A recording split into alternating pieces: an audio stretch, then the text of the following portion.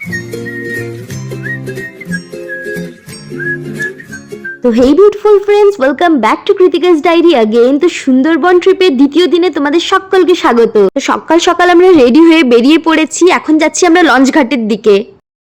তো এখন বাজে প্রায় 8:30 মতো। তো আজকে আমরা সুন্দরবনের অনেকগুলি জায়গা যেতে চলেছি, যেখান থেকে আমরা বাঘ, হরিণ, কুমির, অনেক কিছু বন্যপ্রাণী দেখতে পাবো। তো আমি তো খুবই এক্সাইটেড, দেখা যাক কতটা আমাদের লাক ফেভার করে। তো এখন লঞ্চ এসে গেছে, এখন লঞ্চে আমরা চড়ে এবার বেরিয়ে পড়বো। আজকে সকাল থেকে ওয়েদারটাও খুবই সুন্দর, মাঝে মধ্যে মেঘলা হচ্ছে, মাঝে মধ্যে রোদ্দুর দিচ্ছে, তো একটা অন্যরকমই সুন্দর লাগছে।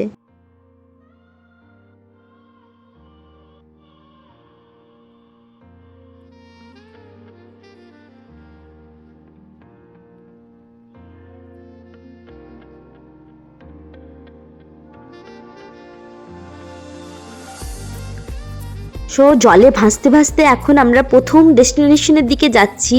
তো প্রথম ডেস্টিনেশন হচ্ছে আমাদের সজনেখালি। তো চলো দেখা যাক ভেতরে কি কি রয়েছে।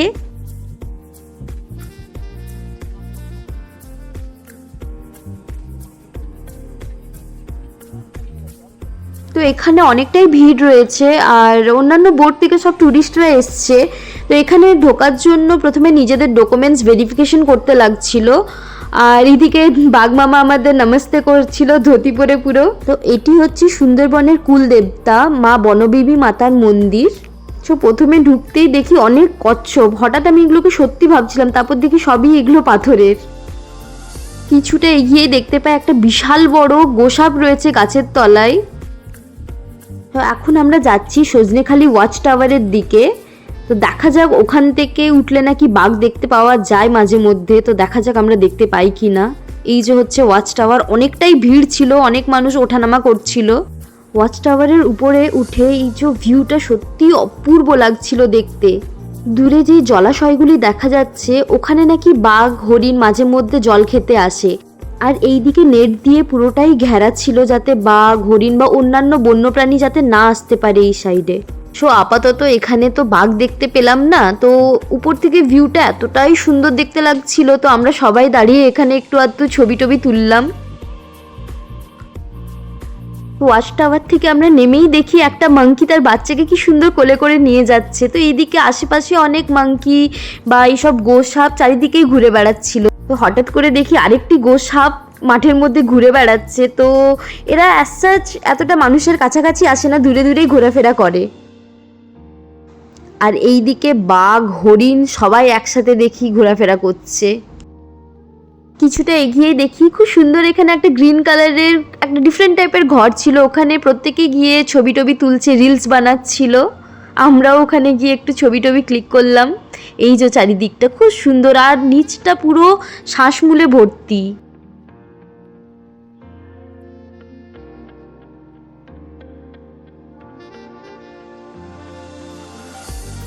সজনেখালি দ্বীপটি দুটি নদীর মধ্যে অবস্থিত, মাতলা ও গুমতি। তো এখানে মানুষের ভিড়ের সঙ্গে সঙ্গে বোটেরও ভিড় লেগে গেছে, আরো অন্যান্য ট্যুর ট্রাভেলসের সব বোট রয়েছে। তো আজকে একটু রোদের জন্য একটু গরম লাগছিল, তাই আমরা হাওয়া খাচ্ছি। হঠাৎ দূরে দেখি একটা এসি বোট যাচ্ছে। তো আমরা লঞ্চে এসে ব্রেকফাস্ট করতে বসে পড়েছি। এখানে আজকে রয়েছে লুচি আর ছোলার ডাল। ঘোরাফেরা করে প্রত্যেকেরই অনেকটা খিদে পেয়ে গেছিলো, তো সবাই খাওয়াতেই ব্যস্ত। আর পরেই চলে আসলো রসগোল্লা।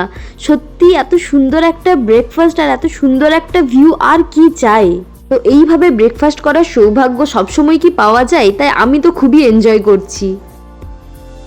তো আমাদের ব্রেকফাস্ট কমপ্লিট হয়ে গেছে, এখন আমরা বোটের সামনের দিকে এসে এখন সুন্দর হাওয়া আর সুন্দরবনের সৌন্দর্য উপভোগ করছি প্রত্যেকেই বসে।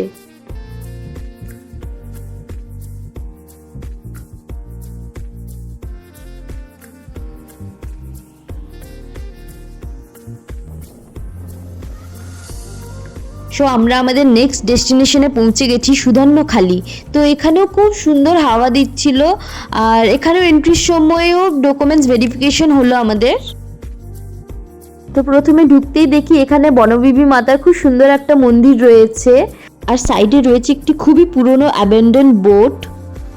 এইদিকে রয়েছে সুন্দরবনের বিখ্যাত বিভিন্ন ধরনের ম্যানগ্রোভ গাছপালা। তো প্রত্যেকটা গাছেই তার নাম লেখা আছে।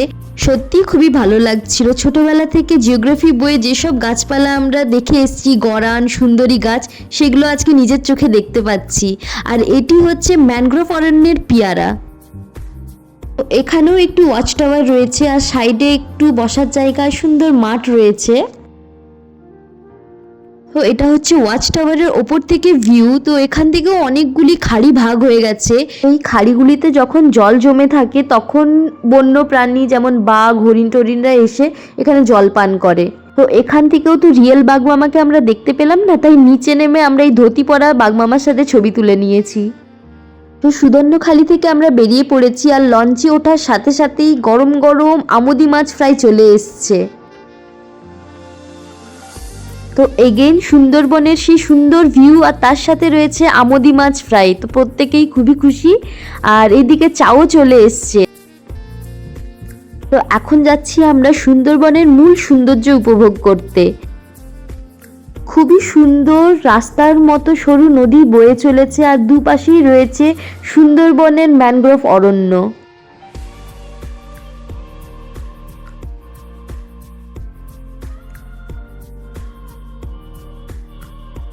নদীর দু সাইডে আরো সরু সরু খাড়ি ভাগ হয়ে গেছে। এগুলোতে সাধারণ মানুষদের যাওয়া অ্যালাউড নেই। যারা মাছ ধরে, কাঁকড়া ধরে, তারাই ছোট নৌকো নিয়ে যেতে পারে। সত্যি অপূর্ব দৃশ্য, যা মুখে বলে প্রকাশ করতে পারছি না। নিজের চোখে না দেখলে সত্যিই বোঝা যায় না।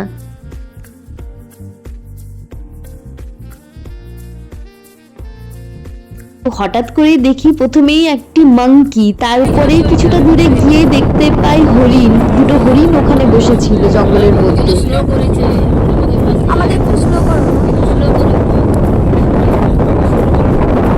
আমার ফোনের ক্যামেরাটা এতটা ক্লিয়ার নয়, তাই একটু আবছা দেখা যাচ্ছে। আশা করি তোমরা বুঝতে পারছো। তো এখন আমরা পৌঁছে গেছি পঞ্চমুখানিতে। তো এখানে 5টি নদী একটি সাগরে এসে মিশছে, তাই জলের স্রোতটা অনেকটাই বেশি। কিছুক্ষণ পরে আবার দেখতে পাই জলের মধ্যে দূরে একটি কুমির ভেসে যাচ্ছে। তো দেখে সত্যি অপূর্ব লাগলো। এরকম ভাবে কখনো দেখিনি, একটা অন্যরকমই অ্যাডভেঞ্চার। তো আবার কিছুটা গিয়েই দেখতে পাই 3টি হরিণ, দুটো বড় হরিণ আর একটি তাদের বাচ্চা। খুব সুন্দর তারা নদীর পাড়ে বসে সময় কাটাচ্ছে। সত্যি দেখতে অপূর্ব লাগছিল।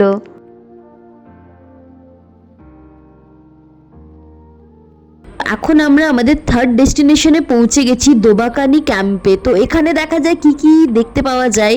তো এই জায়গাটি জঙ্গলের মাঝখানে রয়েছে আর মাটি থেকে একটু উঁচুতে রয়েছে এই জায়গাটি। তো পুরোটি নেট দিয়ে ঘেরা। শুনলাম অন্যান্য সময় নাকি হরিণও পারাপার করে এটা নিচ দিয়ে। তো মাটিতে বিভিন্ন টাইপের কাঁকড়া দেখতে পাওয়া যাচ্ছিল, খুব ডিফারেন্ট টাইপের। তো এই লাল রঙের একটা দাঁড়ওয়ালা যে কাঁকড়া রয়েছে, এটার নাম হচ্ছে ফিডলের ক্র্যাব। তো এটার একটাই দাঁড় রয়েছে, এটাও ভর্তি ছিল ছোট বড়। আর এই কাঁকড়াটির নাম হচ্ছে রেড ঘোস্ট ক্র্যাব, মানে ভূত কাঁকড়া। সত্যি অদ্ভুত দেখতে এক একটা। তো এখান থেকেও একটি ছোট ওয়াচ টাওয়ার রয়েছে। শুনলাম শীতকালে নাকি বন্যপ্রাণী বেশি দেখতে পাওয়া যায়। তো দেখা যাক, শীতকালে আরেকবার আসার ইচ্ছে আছে। আর বর্ষাকালটা তো ইলিশ উৎসবের জন্যই বেশি ফেমাস, সেই জন্য বন্যপ্রাণীও হয়তো কম দেখতে পাচ্ছি আমরা।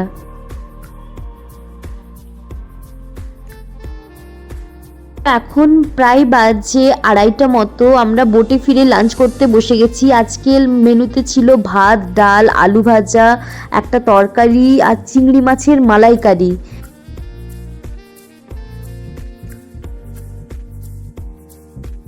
তারপরেই চলে আসলো বেগুন ইলিশ।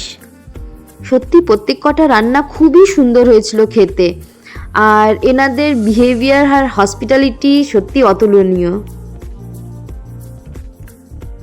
সো আমাদের লাঞ্চ কমপ্লিট হয়ে গেছে। তো এখন আমি আর ভাই বোটের একদম সামনে এসে বসে আছি আর এই মনোরম দৃশ্য উপভোগ করছি। তো নদীতে ভাসতে ভাসতে আর সুন্দর মনোরম দৃশ্য উপভোগ করতে করতে আমরা আবার পাখিরালয়ে পৌঁছে গেছি। সন্ধেবেলায় নিচে নেমে দেখি একটি ছোট্ট করে প্রোগ্রাম হচ্ছিল। ইনি হচ্ছেন ইউনিক ট্যুর অ্যান্ড ট্রাভেলসের ম্যানেজার অরুণাব আঙ্কেল। খুব সুন্দর তার গানের গলা। তো এখানে পিসি আর দিদিও গান করছিল। এই ছোট্ট প্রোগ্রামটা হওয়ার পর আমরা মার্কেটের দিকে একটু ঘুরতে গিয়েছিলাম, তো এই ঘুরে টুরে আসলাম। তো এইদিকে পাপা পিসু এরা সব দাঁড়িয়ে গল্প করছিল আর কালকে ট্যুর নিয়ে সব ডিসকাস করছিল যে কোথায় যাওয়া হবে, কি কি খাওয়া দাওয়া হবে। আর এটি হচ্ছে পুরো রিসর্টটা, আর আমাদের রুমটি উপরে রয়েছে। আর আবার সেই বন্ধুটার সাথে দেখা হয়ে গেছে।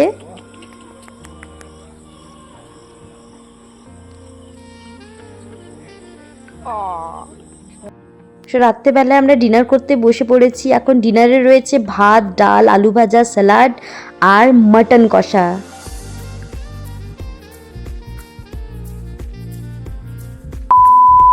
So good morning, welcome to the third day of Sundarban trip. তো আজকে সকাল থেকেই পুরো বৃষ্টি ওয়েদার রয়েছে। তো এটি হচ্ছে আমাদের রিসর্টের বাইরেটার ভিউ, খুব সুন্দর গ্রাম্য পরিবেশ রয়েছে। আর আজকে আমাদের লাস্ট ডে। তো হোটেল ছাড়ার আগে আজকে তোমাদের রুম ট্যুরটা দিয়ে দিই। তো প্রথমে ঢুকতেই দুটো ডাবল বেড ছিল, খুব সুন্দর নিট অ্যান্ড ক্লিন আর খুব সুন্দর রেড কালারের।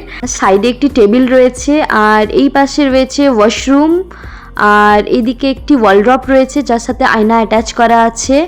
আর এখানে এসি রয়েছে আর জানলা দিয়ে আমাদের বাইরের ভিউটা এরকম ছিল।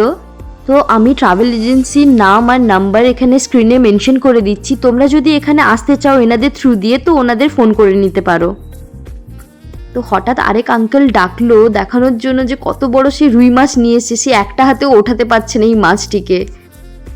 তোমরা গেস করো তো এই মাছটার ওয়েট কত হতে পারে। চলো দেখে নাও মাছটার ওয়েট কতটা।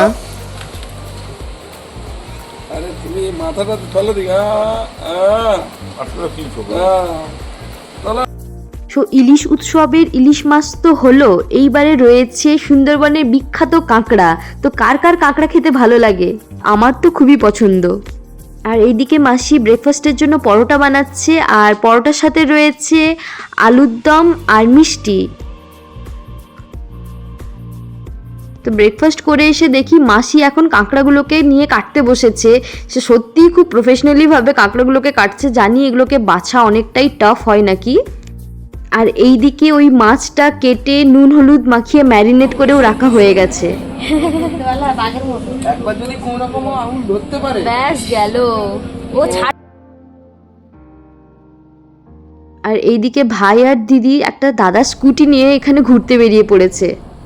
সুন্দরবনের রাস্তায় রাস্তায় স্কুটি নিয়ে ঘুরে বেড়ানো, এটাও একটা অন্যরকম অভিজ্ঞতা।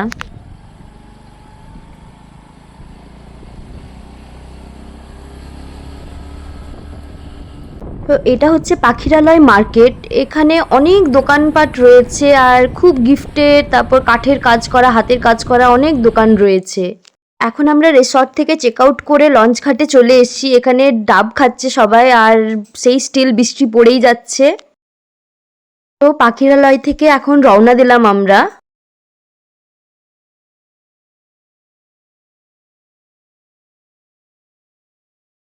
সত্যি এই কয়েকটা দিন সুন্দরবনের এই নিরিবিলি জায়গায় ঘুরে খুব খুব ভালো লাগলো।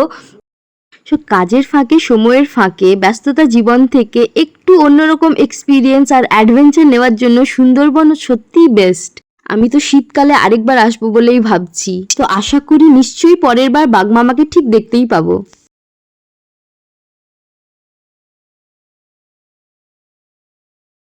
তো আজকে লাস্ট দিন লাঞ্চে রয়েছে ভাত, ডাল, আলু ভাজা, দই কাতলা আর তার সাথে রয়েছে ফেমাস সুন্দরবনের কাঁকড়া।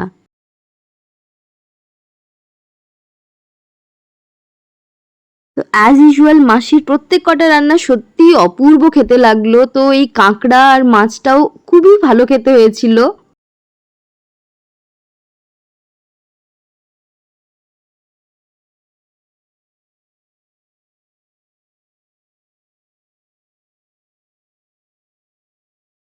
তো আশা করি তোমাদের এই ভ্লগটি দেখতে ভালো লাগলো।